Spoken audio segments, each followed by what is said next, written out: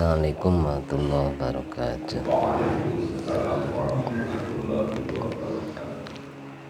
Bismillahirrahmanirrahim. Alhamdulillahirabbil alamin. Wassalatu wassalamu ala asyrafil anbiya mursalin sayyidina maulana Muhammad wa ala alihi washabihi ajmain.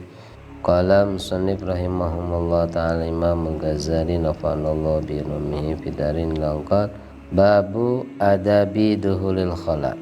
Bab tentang etika masuk WC. Kemarin dijelaskan bahwa Islam itu mengajarkan untuk beretika, karena tidak akan sempurna suatu agama dengan tanpa adanya etika. Orang yang tak beretika itu seolah agamanya tidak sempurna. Nah, ini di dalam masuk WC. Dalam kehidupan kita lepas dari namanya buang hajat itu kayaknya nggak bisa. Dari awal lahir itu sudah dikasih titen sama orang tua, wah ini tai pari atau apa gitu ya, sebagai proses pengeluaran kotoran dari badan kita, detok gitu ya. Detok itu penting. Dari badan kita pengeluaran kotoran itu penting.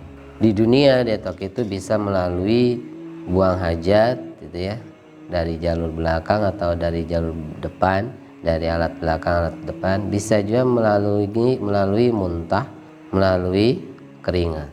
Terus ketika bahasa ini diungkapkan kepada orang-orang kafir bahwa di surga nanti kita itu akan selalu makan enak, makan apa aja kita makan. Dasar orang kafir ya, orang-orang Bani Israil itu nanya ke Nabi, nah, kita bisa makan enak, minum enak, terus buang hajatnya gimana? Kalau katanya di surga nggak ada kotoran-kotoran, nggak ada hal yang berbau kotor-kotor. Nah, terus makan terus gimana buang hajatnya? Nah, padahal detok itu harus. Detok itu pengeluaran kotoran itu harus. Terus Nabi mengatakan bahwa ternyata keluarnya kotoran ahli surga itu tidak melalui hal-hal yang kotor. Dari sekian detok yang terjadi di dunia, yang disisakan itu hanya keluar keringat. Jadi besok kita makan banyak itu yang kotorannya dikeluarkan hanya melalui kayak kotoran keringat kita aja. Dan keringatnya juga wangi, ya sewangi misik mungkin kita nanti besok kalau masuk surga. Ya. Jadi gitu, orang kafir sampai nanya detoknya gimana, pengeluaran kotorannya mau makan terus. Tapi sudah diproses di dunia, ternyata detok itu bisa melalui beberapa hal, tidak hanya buang hajat. Nah, ini berkaitan di dunia yang buang hajat ini, kita diarahkan oleh ulama-ulama ketika kita mau buang hajat harus mencari tempat-tempat yang sepi. Mulanya dibahasakannya khola. Khola itu kalau diartikan ya arti bebas itunya WC lah. Tapi menurut makna aslinya khola itu adalah tempat sepi. Karena tak patut kita buang hajat di tempat terbuka. Banyak orang buang hajat, kan malah malu-maluin kita sendiri. Ganggu kehidupan orang juga membuat kita malu juga. Jadi harus mencari tempat persepi-sepi, tempat sepi-sepi, menjauh dari orang. Sekiranya kalau bahasa hadis tidak terdengar suara, tidak ada bau. Jangankan untuk buang hajat, baru anginnya gitu ya. Dalam etika Islam itu sudah harus menjauh, jangan sampai sembarangan. Kecuali udah kebelet mungkin gak sengaja. Tapi jangan sampai malah itu jadi lomba. Yang satu keluar, yang satunya ngeluarin lagi. Itu enggak, bagi etika Islam kurang. Bahkan kalau sampai yang mendengar itu sakit hati gitu ya, nggak sakit hidungnya cuma lintas saja gitu ya umpamanya, itu bisa jadi karena sakitnya dia menjadikan sakitnya malaikat itu bahasanya artinya dosa ketika kita tidak senang. Mulanya istidzan, minta maaf atau apa. Karena itu di situ ada etika, baru gasnya, belum lebih dari itu. Ini faidah qasaddata, maka ketika kamu menghendaki baital ma'i, ke rumah air, bahasa bebasnya, tapi maksudnya WC. Ketika kita bermaksud masuk ke WC di qadail hajati, karena untuk melakukan qadail hajah, buang hajat itu ya. Kalau di sini bahasa Islam itu begitu halusnya ya, mengatakan sesuatu yang jelek tapi dengan bahasa yang begitu halus itu ya, qadail hajah, melaksanakan hajat. Jadi enggak harus bahasa yang sangat jelas, enggak. Itu kayak kita mau ditanya mau kemana, mau ke belakang, itu sudah bahasa-bahasa yang halus. Jangan terlalu jujur lah gitu ya. Mau ke belakangnya mau apa? Ya sebenarnya kalau orang cerdas gak usah nanya mau ke belakangnya mau apa lagi. Mau ke belakang ya pasti mau qadail hajah. Nah di situ sudah menunjukkan etika berbahasa. Faqaddim, maka dahulukanlah ketika kita mau masuk ke tempat qadail hajah, ke WC, tebak atau tempat-tempat khusus.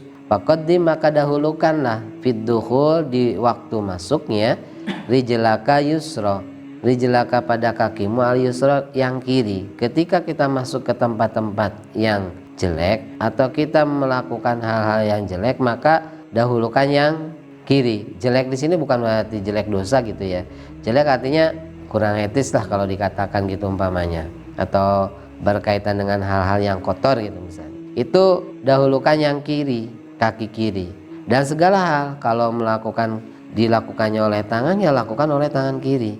Kalau kebaikan, tangan kanan. Semua kebaikan, sehingga begitu mengagumkan pada Siti Aisyah, semua tindakan Nabi itu hampir-hampir semuanya dilakukan dengan tayamun, dengan mendahulukan bagian kanan. Hatta bersisir rambut itu mendahulukan kanan. Pakai sandal kanan, pakai baju kanan, gitu ya. Kalau kita makan nggak perhitungan, kanan kiri kanan. Kadang minum aja pakai tangan kanan, pakai tangan kiri nggak nyadar. Tapi begitu agungnya Nabi, semuanya diperhatikan. Minum pakai tangan kanan gitu ya. Begitu mengagungkannya.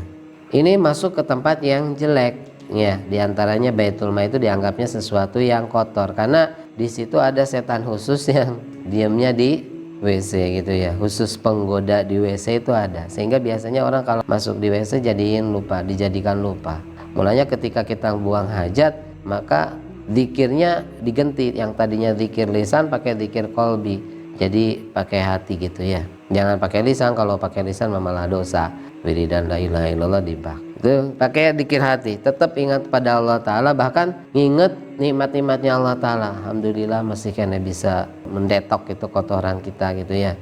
Bisa menikmati nikmatnya Allah Ta'ala pun tidak membahayakan badan kita. Masih bisa dikeluarkan, diserap mana yang bermanfaat, yang tidak bermanfaatnya dikeluarkan. Disyukuri. Faqaddim fidduhul tadi rijlaka yusra, kaki kiri. Kalau masuk rumah semestinya jangan disamakan dengan masuk ke WC semestinya. Sehingga bagi orang-orang yang teliti, dilihat orang ini masuk rumahnya pakai kaki apa. Kalau pakai kaki kiri, suruh keluar lagi, kaki kiri keluar lagi, balik lagi, salah, kaki kanan. Kita masuk masjid, kaki kanan. Wa fil khuruji, dan di dalam di waktu keluar dari WC tadi, rijlaka al yumna, mendahulukan kaki yang kanan, karena keluar dari sesuatu yang kotor.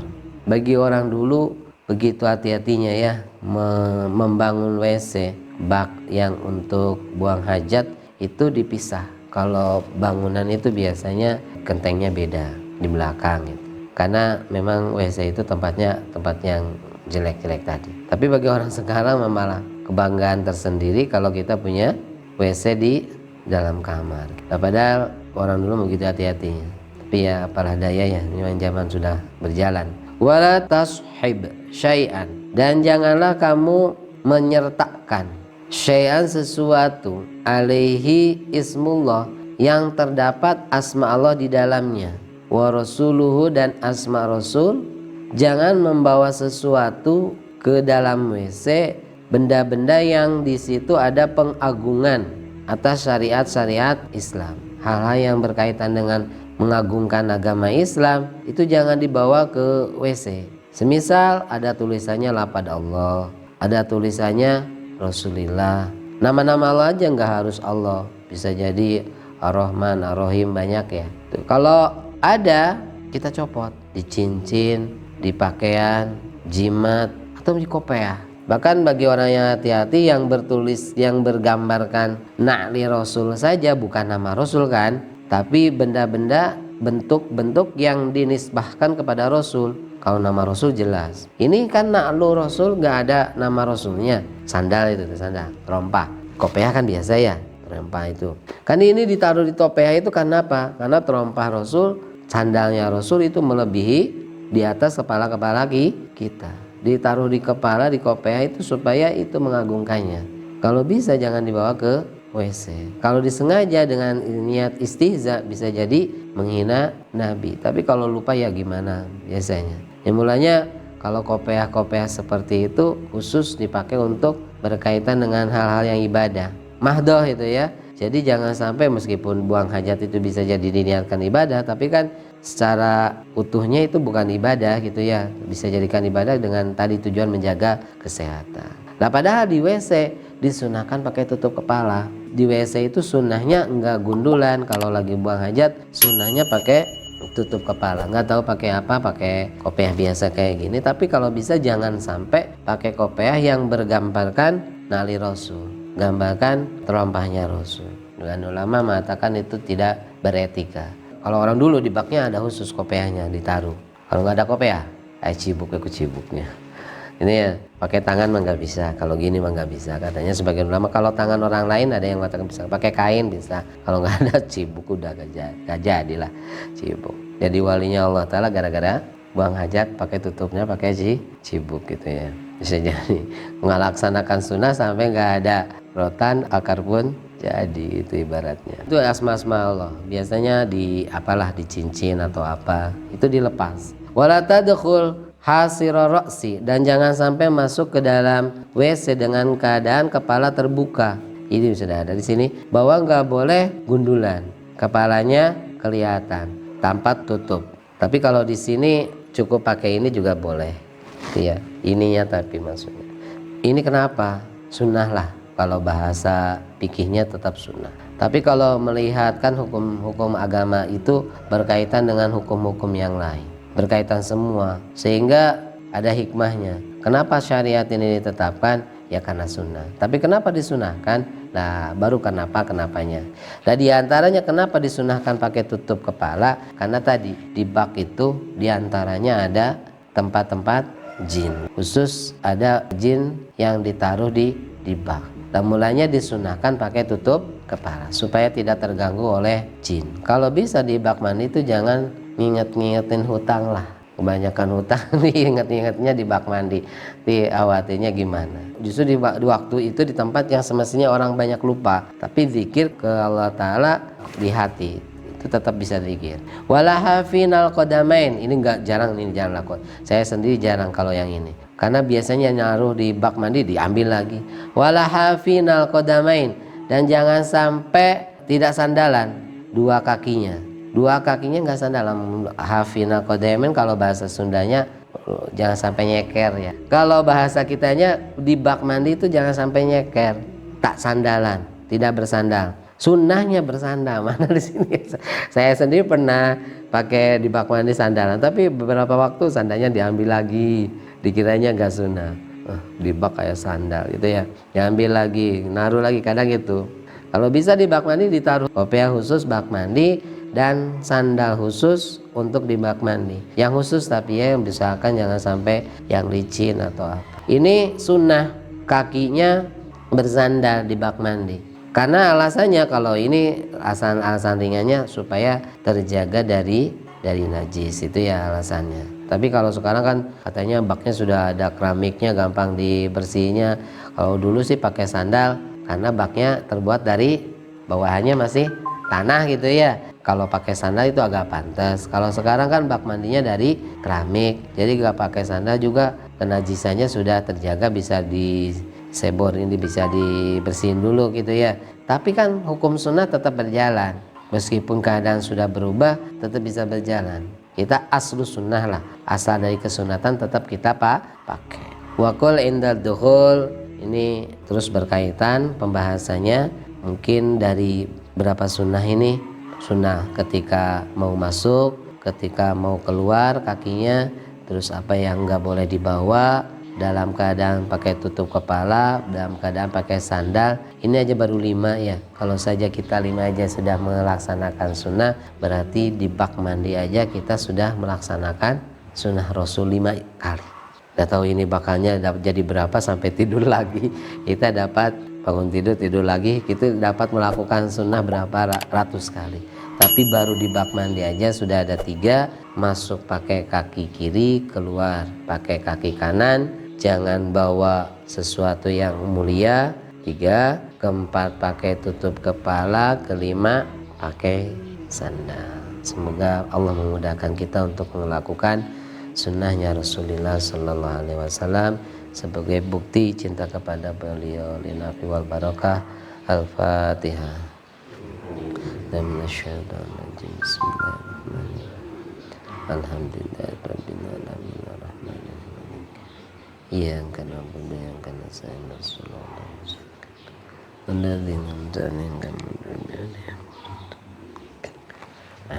Subhanakallahumma bihamdika asyhadu an la ilaha illa anta astaghfiruka wa atubu ilaik. Waalaikumsalam warahmatullahi wabarakatuh.